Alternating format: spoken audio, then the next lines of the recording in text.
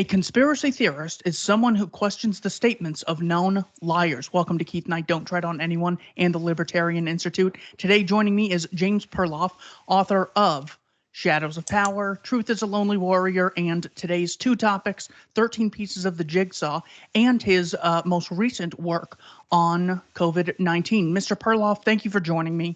Where is the best place to find your work? Well, all my books are available on Amazon, with the exception of my book on COVID, which we'll be touching on today, COVID-19, and the agendas to come, Red Pilled. It actually sold 3,500 copies on Amazon in less than 2 months, and it was rated 5 stars by customers. It was doing great there, and then I was expecting this, they suddenly censored it, as they do, like people on YouTube, and then they get yanked, right? So they yanked my book after 2 months, despite the sales and the customer reviews. And so that book is available any place but Amazon. I have my own distributor, so you can get it at Barnes & Noble or Books A Million. You can buy it in bulk from me. And I also give the digital copy away for free. When you go to my website, jamesperloff.net, you can either write me and ask for a copy on the contact form, or if you subscribe to my site, you automatically get to download a version of your choice. It's available in 3 formats, EPUB, MOBI, and PDF, all of them with digital hyperlinks, so you can check any of the references instantly. Terrific. I want to start with your book, 13 Pieces of the Jigsaw, and then move into the modern day. The first thing you go over in the book is the Spanish-American War of 1898. Something very often passed over. Why is this a noteworthy event for your book? Well, I actually went into the Spanish-American War because I found that nobody else in alt media was doing that. And I found that, the war had a lot of motives, and it was actually the first war that America fought not to defend ourselves, but to be a policeman for the rest of the world. It was supposedly to free Cuba and make Cuba independent. And this is the first time that the concept was introduced to Americans, that our military's purpose is no longer just defending our country, but to defend other people and to go overseas and fight their wars for them. But of course, we weren't really fighting it for the Cubans, fighting for National City Bank, which took over Cuba's sugar industry, which is the largest in the world at that time. It was the world's wealthiest colony by the 19th century. And we wanted to strip Spain of her possessions. We also took, by the way, the Philippines and Puerto Rico away from Spain as a result of that 4-month war. The war also distracted attention from Wall Street as being the bad guys to Spain being the bad guys. And that actually deflated the up-and-coming populist movement, which was doing pretty well at the time, running presidential candidates. They never ran another presidential candidate after that war. And of course, resulted in loans being charged to the American government to pay for the war, which we actually were paying for more than 100 years after that war, believe it or not, through a telephone tax. The White House was being manipulated, and it had a lot of significant comparisons to other wars. It had a false flag in the sinking of the Maine, which you can compare to Pearl Harbor, 9/11, Lusitania, right? And also fake atrocity stories in the media, how the Spaniards were throwing Cubans to sharks and roasting Spanish Cuban priests, things like that, which were all fake, just like the incubator baby story of 1991, or the German soldiers cutting hands off of babies during World War I. Those things didn't happen, but they nonetheless were used to persuade Americans that it was their righteous duty to go destroy the latest offender of human rights. And they're still doing it. Gaddafi caught giving his troops Viagra as a tool of mass rape, says Wolf Blitzer on CNN. I'm not sure if you remember that thing, but Susan Rice also pushed that one. These things are just incredible. Let's go into the Lusitania. Why is the Lusitania important? Reading mainstream history, it's just the U.S. tried to stay isolationist, but the Germans were going to have give parts of America back to Mexico. So Germany provoked America by sinking the Lusitania. What's the reality behind that story? Yeah, all of these events are part of a continuum, and they really do have a pattern. This was another prearranged affair. it took place on both sides of the Atlantic between the Wilson administration and the British with Winston Churchill, who of course would be prime minister at the time of World War II. But in World War I, he was the head of the British Admiralty until he was relieved of that position. And the Lusitania, the Germans were at war, of course, with the British at the time that the Lusitania was sunk. We were still neutral, and Winston Churchill wanted very badly to bring America into the war on Britain's side, and so he started having merchant ships equipped with cannons, so that and they were ordered to ram any U-boats that might surface. So the Germans were forced to abandon what was called the cruiser rules, where they would allow a ship to disembark their crews or passengers in lifeboats before they sank them and torpedoed them. But Churchill made that impossible. He was hoping that the Germans would sink an American ship by mistake, which they didn't. They're very scrupulous about what they did. So he went to a plan B, which is to have the Germans sink a British ship with Americans on board. That was the Lusitania. The Germans did not want to involve America in the war, and they attempted to take out ads in all the major newspapers warning people not to board the Lusitania. The Lusitania had ferried munitions several times from America to Britain. And of course, Germany wanted those munitions not to reach Britain because it would be used against their soldiers in combat. And so naturally, they had to stop that. They wanted to cut off that supply. If you look at the Lusitania, it had 173, at the time it was sunk, it had 173 tons of rifle cartridges. It had 50 tons of shrapnel shells. It had 46 tons of aluminum hydroxide, which was a explosive the British military used. It had unnumbered tons of gun cotton, another military explosive, and as well as percussion fuses. I mean, that thing was a walking death trap, and or floating death trap, I should say. And Americans were not, it was against our laws to put passengers on a boat with explosives or a train that had explosives on it, and we violated that in full knowledge of what she was carrying. The Lusitania was sent directly into the path of a U-boat. This was known to Winston Churchill. That this U-boat was off the coast of Ireland, the southern coast. And I think it's good to put a quote in here, so it's not just me talking. But Patrick Beasley, who was in British naval intelligence for many years, and he's considered the greatest authority in the history of British naval intelligence, said this, quote, "Nothing, absolutely nothing was done to ensure the liner's safe arrival. I am reluctantly driven to the conclusion that there was a conspiracy," his words, okay, "deliberately to put the Lusitania at risk in the hopes that even an abortive attack would bring the United States into the war. Such a conspiracy could not have been put into effect without Winston Churchill's express permission and approval," end quote. There's so many parts of this story. The fact that no destroyers were sent to escort the Lusitania, as was normally the case, even though destroyers were lying in port idle that could have been sent. The fact that people in Britain were predicting that the Lusitania would be sunk, including our ambassador to England, Walter Hines Page, in a letter he wrote to his son 5 days before the sinking. There's so many indications this was foreknown and deliberately allowed to occur to bring America into the war, right through the cover-up that took place in the hearings afterwards. A very typical pattern of events that you see in these false flags. Remember the 9/11 Commission? There was a commission after Pearl Harbor, and they always engaged in cover-ups.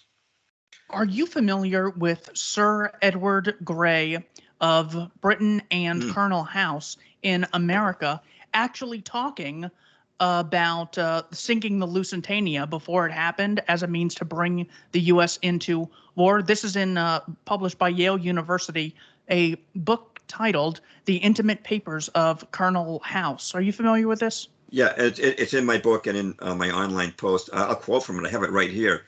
House wrote in his own correspondence. He met with Edward Grey the morning the Lusitania was sunk, of that same day, right? He said, "We spoke of the probability of an ocean liner being sunk, and I told him if this were done, a flame of indignation would sweep across America, would in itself probably carry us into the war." Now, later that day, the day the Lusitania was sunk, House and Grey went to Buckingham Palace and met with King George V. And House wrote this. He said, quote, "We fell to talking strangely enough of the probability of Germany sinking a transatlantic liner. He," meaning the king, said, "suppose they should sink the Lusitania with American passengers on board." I mean, that is too prophetic to be said by chance. I mean, they were looking at this as something they were anticipating. And two things that the great historian Ralph Raico, rest in peace, makes sure to remind us of is in both cases, both world wars, Britain declared war on Germany, first for invading Belgian neutrality, even though Churchill had already planned on, having a blockade of Antwerp. And they also declared war on Germany for invading Poland, even though the Soviets had planned on doing the same thing. And Raico says one of the biggest crimes in the First World War was Lord Admiralty Churchill's blockade of Germany, which even pro-Churchill historians like Martin Gilbert say it was around 760,000 deaths as a causal result of this blockade. I mean, these are just such blatant atrocities that when you see something like, I don't know, they wouldn't, kill innocent people on the Lusitania. Look at what is done blatantly without, any cover-up. So that brings us into the Second World War. What is the truth about the story of Pearl Harbor? There are three major aspects to this. One is that the attack was provoked. And when I say provoked, I mean that, interesting enough, this happened right after the Soviet Union was invaded in Operation Barbarossa, not only by Germany, but by five other nations: Croatia, Finland, Italy, Romania, and along with Belgian and large numbers of Belgian and Spanish volunteers.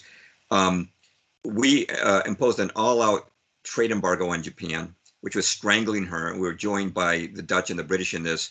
Japan was dependent on imports for 88% of her oil, 75% of her foodstuffs, and many other things. And we demanded that she withdraw all troops from overseas to lift the embargo. Now, they couldn't do that because this is something this is where the double standard applies again. We condemn Germany for invading Poland in September 1939, but not the Russians for doing the same thing that very month. Likewise, Stalin had invaded Asia. He absorbed outer Mongolia, in the Chinese province of Xinjiang.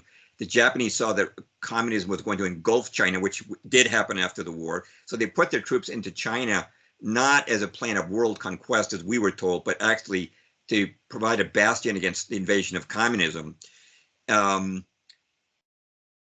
They could not obey our demand to withdraw all troops. They actually said, we'll take all of our troops out of every foreign location except Manchuria. We need to have a bastion defense right across the sea from us.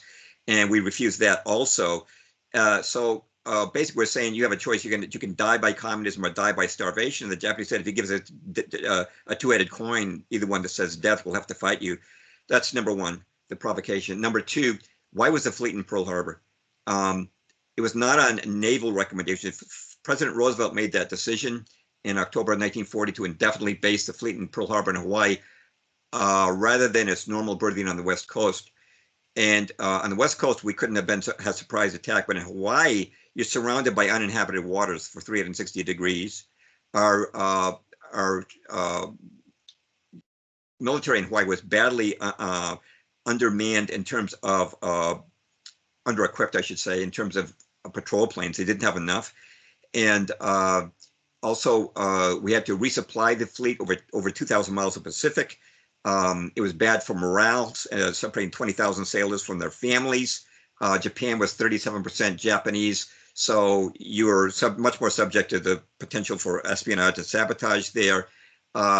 You had inadequate fuel facilities and dry docks and tugboats and stuff that you needed to service the fleet. Admiral J.O. Richardson, who was the fleet commander at that time, flew to Washington in a rage when that order was given. And he told Roosevelt all the reasons you can't put the fleet there. Well, Roosevelt's response was to fire Richardson, and without giving him an explanation. He refused to give him an explanation, simply fired him. But it was Roosevelt's decision to put the fleet in Pearl Harbor, where it's so vulnerable to Japanese attack, and he was never held accountable by mainstream historians. The third thing to know is that we knew the attack was coming. We had cracked Japan's naval code, their diplomatic code called Purple, which was so complex it had to be enciphered and deciphered by machines. and the Japanese thought it couldn't be broken, but we had after the Americans had talented cryptanalysts who broke that code in 1940, we had devised our own machines. We were able to read the diplomatic messages often on a same-day basis, and certain elite people, such as the Secretary of War, Henry Stimson, along with the president, even Harry Hopkins, who was an unofficial advisor to the president and close associate of Bernard Baruch, was allowed to read them in his hotel room and probably passed on that message to, the bankers from that position. But our commanders in Hawaii, Admiral Husband Kimball and General Walter Short, were not privy to those messages. They were given no forewarning the attack was coming. The messages indicated we already knew that the fleet was on its way, the Japanese aircraft carrier fleet. We knew that Admiral Yamamoto had said that to prepare for an invasion of Honolulu, of Hawaii. We knew that the Germans had told the Japanese had told their embassy in Berlin to warn the Germans that war was about to break out. We even translated the declaration of war on December the 6th, the day before they officially turned it into Washington. So there was no surprise in Washington, but everything was done to delay any warning to Hawaii. So we actually set up, this has happened so many times in America, we set up our own troops. 2,000 men died that day, as well as 188 planes being destroyed on the ground and 18 warships sunk or heavily damaged. This was a sacrifice that the powers that be willing to make to get us into that war. So the attack on Pearl Harbor was provoked. It was set up by putting the fleet in Pearl Harbor against all naval advice, and the attack was foreknown, but that advance warning was not shared with our military in Hawaii. So that's kind of the summary. There's so much to it. I have so many books on my shelf, going back to the book Pearl Harbor, published in 1947. Admiral Kimmel, who was the fleet commander, wrote a book in 1955. I think the best book is Infamy by John Toland, the Pulitzer Prize winner in 1982 or 84, I forget which. I think it's the best one that's been written. But there are many books about this, but they just don't get mainstream media attention. Most of them never got reviewed by the New York Times or on the Book of the Month, put in the Book of the Month Club, right? So the public just still doesn't know this. They still don't know that that attack was a prearranged event. John Toland does an excellent job in quoting Henry Stimson's own diaries in November of 1941, that the Secretary of War, Skull and Bones member, was very well aware that this was taking place. Please feel free to comment on that. And please also discuss the work that didn't come out until 1999 with Robert Stinnett and the McCollum Memo. Right. Yeah, okay, as far as Stimson goes, again, like you say, Skull and Bones, member of the Council on Foreign Relations, very heavy duty in that group. In his diary, as you say, that autumn, he said, quote, "We face the delicate question of the diplomatic fencing to be done so as to be sure Japan is put into the wrong and makes the first bad move, overt move. The question was how we should maneuver them, meaning the Japanese, into the position of firing the first shot." And yes, Robert Stinnett came out with that book. About the time you said. I'm totally blanking on the name. Day of Deceit. Right, Day of Deceit. And what he succeeded in doing through the Freedom of Information Act, which nobody had done before, he succeeded in determining that we had not only cracked Japan's diplomatic code, but their naval codes as well. And that was another big step forward in understanding what happened. And how much foreknowledge Washington at Pearl Harbor. The McCollum memorandum was Lieutenant Commander Arthur McCollum of Naval Intelligence, which recommended an 8-step plan to provoke Japan to war. And the last step was the trade embargo, which is what they, the most important one, in which they did enact. And McCollum's memorandum closed with these words, quote, "If by these means Japan could be led to commit an overt act of war, so much the better." In fact, I'm going to quote Russell Grenfell. He's the captain of the Royal Navy, a historian, and this is what he wrote in 1952. He said, quote, "No reasonably informed person can now believe that Japan made a villainous, unexpected attack on the United States. An attack was not only fully expected, was actually desired. It is beyond doubt that President Roosevelt wanted to get his country into war, but for political reasons was most anxious to ensure that the first act of hostility came from the other side, for which reason he caused increasing pressure to be put on the Japanese to a point that no self-respecting nation could endure without resort to arms. Japan was meant by the American president to attack the United States," end quote. So many quotes like that you can find in my book or the books that I I referenced my endnotes of my online article, Pearl Harbor Roosevelt's 9/11, or in my book, 13 Pieces of the Jigsaw. I have the full chapter, which is basically the equivalent of the online post. And this was also a plan that Roosevelt was very well aware of. So it's it's not just some guy made a memo. So what? There's crazy people everywhere. Well, the Export Control Act of 1940 actually ended up being enacted. So they are looking at this sort of thing. Here is an article from January 2nd, 1972 by the New York Times. Broken clock, right? War entry plans laid to Roosevelt. And one of the quotes, it's only 2 pages, says, is quoting Winston Churchill. It says, "The president has taken this very well and has made it clear that we would look for an incident which would justify him in opening hostilities," Churchill told the War Cabinet, according to the minutes of the meeting. Now, that is completely different than government was just trying to keep the peace, and they were very isolationist and didn't want to get in, but their arm was twisted and they just basically had to go in the war. That is a totally different narrative than everything we have been sold about that. In your book, you then go on to discuss Nakba Day and Harry Truman. What was Nakba Day? That's the day that is commemorated by Palestinians when going back to 1948, when they were driven from their homes. There were towns after towns massacres by the Zionists. 750,000 Palestinians were forced to live in squalor in tents. In that particular chapter, I talk about the $2 million bribe that was given to Truman to recognize Israel, which he did 11 minutes after the state was announced. It took only 11 minutes to kowtow before the state of Israel. Some of the American presidents have been doing ever since. But what I also talk about in that particular chapter is this strange Oscar that was awarded. When I was in high school, my father and I were told that the coming Friday, there was the local station was going to show Gentleman's Agreement, winner of the Best Picture of 1947. And we thought, wow, Best Picture, this means great entertainment like Lawrence of Arabia or something like that. Right? It means it's going to be a great movie. We watched the movie, so boring. Now, my father was Jewish. I'm half Jewish myself, but the movie is a long sermon on anti-Semitism. It's basically Gregory Peck pretends to be Jewish so he can experience what it's like to be a Jew. And he experiences anti-Semitism under every rock. His boss, well, not his boss, but his secretary, his girlfriend, his janitor, his doctor, everybody's an anti-Semite. And about the biggest, baddest thing that happens to him is he has trouble getting a reservation at a first-class hotel because of a Jewish name, right? But it was given the Oscar, and we always wondered, why does such a boring movie get an Oscar? There was no humor in the movie. There was no action. It was all dialogue, dull dialogue. It just you had to keep your eyes open to keep watching this thing. And there was a romance thrown in just for having a romance, but had no spark. There was nothing to it. And the girl, played by Dorothy McGuire, at the end of the movie, she can only win Gregory Peck by promising to join in the fight against American anti-Semitism. Well, how does not getting a reservation at a high-class hotel in America compared to the Nakba, where countless Palestinians were murdered and all driven from their homes and made a homeless people?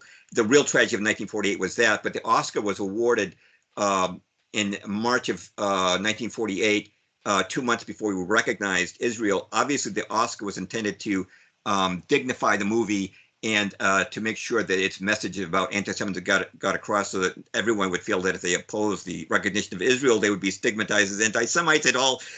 Hollywood has done this so many times. There are a number of examples I can give. Gary Cooper winning the Oscar for Best Actor for Sergeant York, which was released. It's about a soldier who's reluctant to enlist in World War I, and he does, and becomes a hero. It was released 6 weeks before Pearl Harbor. They always know how to set up the public, mostly. And of course, the movie Pearl Harbor came out in 2001. In May of 2001, I reviewed it for the New American, not knowing that September, the new Pearl Harbor 9/11 was going to occur. Hollywood always works in tandem with the political establishment. It just happens again and again. But yeah, always trying to create a narrative. Now, you after Nakba, you discuss the Korean War. The general history behind the Korean War is, gosh, what is the grandfather's name? Kim Il Sung, led by Joseph Stalin and international communism, was in North Korea, attempted to take over the South. The U.S. stepped in and saved the South from becoming like the North, giving us a great victory in the long run. What's the truth behind the Korean War? Well, the Korean War, first of all, Stalin had no business being in North Korea. Now, we had fought the Japanese. You know, when Stalin came into the war with the Soviet Union 5 days before Japan surrendered, we'd already hit Japan with the atomic bomb. They were already suing for surrender. But Stalin comes in, and because he helped us for those last 5 days, we awarded him North Korea. He was a trustee of North Korea. You know, it was an international trusteeship. That was proposed, by the way, in the Journal of Foreign Affairs of the Council on Foreign Relations in a 1944 article called Korea in the Post-War World. Russia should get their share of Korea. So when Stalin's troops evacuated North Korea, they left behind the North Koreans fully armed with tanks and MiGs, heavy weapons. But when the United States left South Korea, they didn't have one tank. They didn't have an anti-tank gun. So it was a setup for an invasion. And then Dean Acheson gave our Secretary of State gave a announcement to the American Press Club in which he stated that South Korea was outside of our national defense perimeter, which is an open invitation to Kim Il-sung to invade. Of course, we did come to South Korea's defense, but Acheson had specified this could only be done under UN auspices. So Harry Truman sent troops to Korea to fight. We lost over 30,000 dead, about 100,000 wounded. But he said this wasn't a war. He said it's a police action. He did not get a congressional declaration of war because he said it was we were under the UN's mandate now. And so what Congress said, he didn't give a hooey. So the purpose of the Korean War were really twofold. Number one was to validate the UN. We're fighting on the UN flag. To validate the UN, which was a new organization just established in 1945. The globalists thought that they could expand the UN's power directly, eventually found this was resisted by nationalistic nations. So they had to kind of switch the plan and to go under other methods of building up a globalist power. But that was the idea at the time, was to fortify the UN, build its image as a peacekeeper, but also to strip Congress of its ability to declare war. The declaration of war for World War II, the last declaration of war we ever had. Korea, Vietnam, all the Middle East wars, we never got a declaration of war. Congress, it's not your business. It's the president can do what he likes. And that's what happened in Korea. That was the first step in that direction. What was the Gulf of Tonkin incident? Okay, well, I don't discuss this one in my book. Vietnam is a pretty complicated war. Because even the counterculture that was opposing the war was controlled by the CIA. We even have Dr. Timothy Leary, the guru of LSD, confirming you can see it on YouTube. He confirms, he says that every major event of the counterculture in the 60s, the CIA was behind it. So it's not an easy one to establish. But as far as the Gulf of Tonkin event, that was a non-existent attack on U.S. destroyers, which was then utilized by Secretary of Defense Robert McNamara and the President Lyndon Baines Johnson to get us into a war that cost 58,000 GIs their lives, as well as countless Vietnamese, a war that lasted 11 years after the Tonkin Gulf incident. Interestingly enough, when Israel attacked the USS Liberty in 1967, which is a real attack, and killed 34 U.S. sailors and wounded over 170, Johnson did absolutely nothing. In fact, the year after that, we tripled our aid to Israel, our military aid. So you can see there's a total double standard by Lyndon Baines Johnson. A real attack, he doesn't respond, but a non-existent attack, he starts a major war, the war in Vietnam, which was a tragic war in so many ways. It had a lot of purposes, one of which was to create the counterculture rebellion against it, to get away from Christian values, to turn us from what I would call a Leave It to Beaver society, which we had before the war, to a Woodstock culture by 1969. It was a pretty quick transition, changing the morals and mores of the American people, even the type of music they listened to, but the whole undercurrent going on in the 60s. But yeah, that war was stretched out, and it was a war that was actually winnable, but Washington did everything it could to restrain the military from actually achieving victory in that war. The book is titled 13 Pieces of the Jigsaw. What is the Jigsaw? Okay, well, what I've found is that it's very difficult you know, in a water cooler conversation with somebody in a couple of minutes, try to give them red pill them. You know, you just can't do it. You kind of have to give people the broad picture. And if you just talk about one thing like 9/11, it's not enough. You have to show them the pattern. And, you know, it's interesting. People who are whistleblowers on Pearl Harbor face the same resistance that people give us now about COVID and about 9/11. They'll say, our government would never do that to us. They would never set up our own fleet at Pearl Harbor. And these were people in our War and Navy departments who knew what was going on. Even our fleet commander, Admiral Kibble, and our Army commander, General Walter Z. Short, said, yes, we were set up.